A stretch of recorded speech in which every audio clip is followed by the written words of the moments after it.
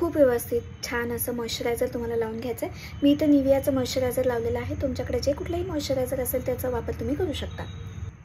Moisturiser नंतर आपण apply करणार आहोत फाउंडेशन। इथे फाउंडेशन मी वापरते आहे मेबलिन फिटमीचं, ज्याचं शेड आहे 228।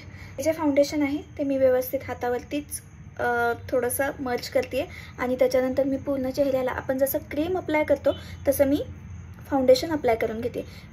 आता यानंतर नेक्स्ट स्टेपमध्ये आपण वापरणार आहोत कन्सिलर।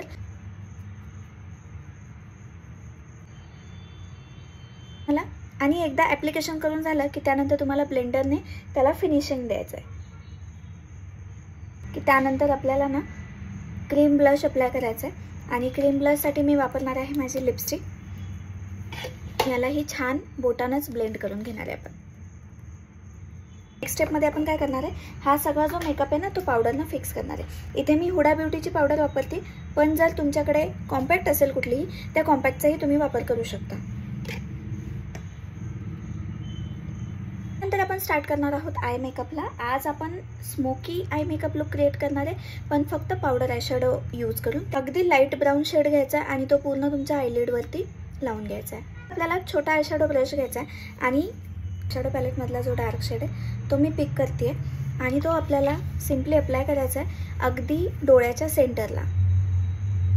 त्यानंतर ह्याला ना वरच्या दिशेने ब्लेंड करत जायचं। नंतर एक मोठा आय शॅडो ब्रश घ्यायचा आपल्याला आणि जो आधी सगळ्यात आधी लाईट शेड आपण यूज केला होता तोच शेड फक्त आउटरला प्लेस करून व्यवस्थित ब्लेंड करून घ्यायचं। आणि लुक फिनिश करण्यासाठी तुम्ही तुमच्या आवडीची लिपस्टिक लावू शकता, टिकली लावू शकता जर तुम्हाला आवडत असेल तर। आणि हा असा काहीसा लुक दिसतो।